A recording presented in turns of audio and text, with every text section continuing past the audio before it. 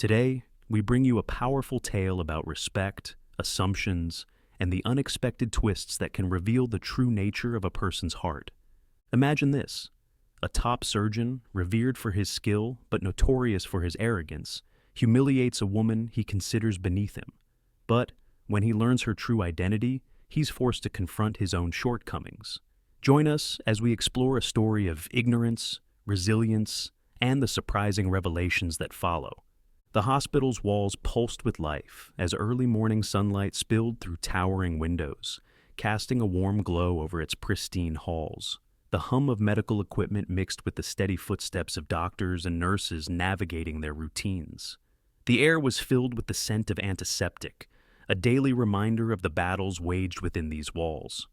Among the hospital's finest was Dr. Andrew Callahan, a lead surgeon known as much for his medical talent as for his distant, often cold demeanor, tall and broad-shouldered, with sharp blue eyes and a voice that could silence a crowded hallway. Dr. Callahan wore his confidence like an armor. Today, his white coat billowed behind him as he reviewed patient charts on his way to the operating room, his mind already focused on an upcoming complex surgery that would challenge his expertise. Passing through the crowded corridor, he barely noticed the woman standing by the nurse's station, dressed in a refined yet understated black dress. She was speaking quietly with a nurse, her expression calm, yet with an air of command that seemed out of place for a visitor. Dismissing her presence, Dr. Callahan continued toward the operating room. Just another visitor, he thought, paying her little mind. The surgical team was already preparing for the procedure as Dr. Callahan entered, his presence signaling the beginning of the day's work. He nodded briefly to his colleagues, his sharp eyes surveying the room. "Let's keep this quick," he said curtly. "I have a meeting later, and I don't want delays." His words were brief, leaving little room for response. Though his skills were beyond question, Dr. Callahan's reputation as a difficult leader was well known among the staff. He treated his colleagues with a level of detachment that left many feeling more like instruments than partners. To him, surgery was a calculated science, and people, patients, nurses, and assistants alike, were simply parts of a well-oiled machine that he controlled. Outside the operating room, the woman he had seen earlier was still conversing quietly with the nurse. She hadn't moved far, seemingly observing the staff and surroundings with a quiet intensity. But to Dr. Callahan, this was merely background noise to the real work he was undertaking. After a successful surgery, Dr. Callahan left the operating room feeling the usual satisfaction that followed a well-executed procedure. His mind was already shifting to his upcoming board review when he noticed the woman again, this time in conversation with Dr. Vanessa Reed, the hospital's esteemed chief of medicine. Dr. Reed was respected not only for her expertise, but for her compassionate leadership, a quality that sharply contrasted with Dr. Callahan's approach. As he neared, he noticed the familiar warmth in Dr. Reed's expression, a warmth she extended even to those who might not share her values. "Dr. Reed," he greeted her with a formal nod, sparing only a cursory glance at the woman beside her. "I trust everything is in order for this afternoon's board review?" "Yes, everything's in place," Dr. Reed replied, casting a knowing smile between Dr. Callahan and her companion. The woman remained silent, watching him with a calm gaze that hinted at an inner strength. Irritated by the woman's quiet scrutiny, Dr. Callahan turned to her with a dismissive look. "Can I help you with something?" he asked, his voice tinged with condescension. Unfazed, the woman replied evenly, "I'm just here to observe." Her words were polite but carried a quiet authority, one he didn't recognize. He shrugged and strode away, his attention already shifting to his duties. He didn't know it yet, but the world as he knew it was about to change. Later that afternoon, Dr. Callahan made his way to the boardroom, expecting nothing more than the usual review. But as he approached the entrance, he noticed the woman from earlier standing near the doors, speaking with several staff members who greeted her with surprising deference. "Excuse me," he said brusquely, catching her attention. "This area is restricted to authorized personnel." The woman met his gaze, a faint hint of a smile on her lips. Before she could respond, however, the hospital's CEO, Mr. Harrison, approached, shaking her hand warmly. "Dr. Callahan," Mr. Harrison beamed, "I see you've already met Dr. Harper, our new chief of surgery." Dr. Callahan froze. Chief of surgery? The realization hit him like a punch. The woman he had dismissed so easily, assumed to be unimportant, was in fact his new superior, the one person whose authority he would now answer to. Dr. Harper extended her hand, her smile steady, but tinged with the knowledge of their earlier interactions. "It's a pleasure to meet you, Dr. Callahan," she said smoothly, her tone offering a quiet but powerful reminder of their prior exchange. Dr. Callahan took her hand, unable to mask his shock. In that handshake, he felt the weight of his assumptions, his arrogance, and the unwelcome realization that he was about to be held accountable. The days that followed were nothing short of agonizing for Dr. Callahan. The news of Dr. Harper's appointment spread quickly, and the staff welcomed her with open arms, impressed by her humble yet commanding presence.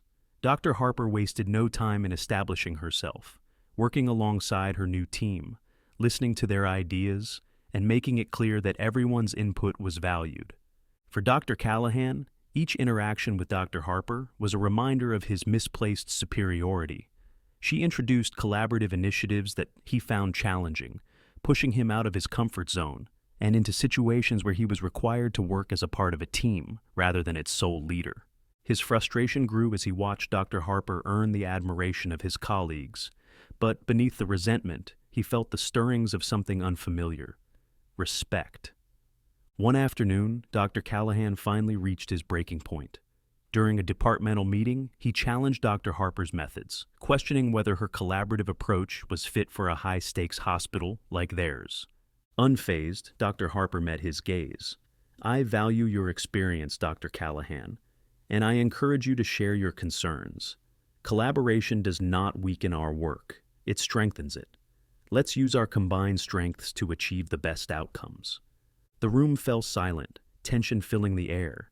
Dr. Callahan felt the weight of her words and, for the first time, recognized that her approach wasn't a challenge to his authority, but an invitation to become a better leader. Later that evening, Dr. Callahan received an unexpected visit from his father, a retired doctor and a man he deeply respected. As they spoke, his father's gentle yet firm words reminded him of the values he had once held close: humility, compassion, and respect. "You've become so focused on being the best, Andrew," his father said, "that you've forgotten what it means to truly lead. Dr. Harper is here to teach you that. Learn from her before you lose yourself completely."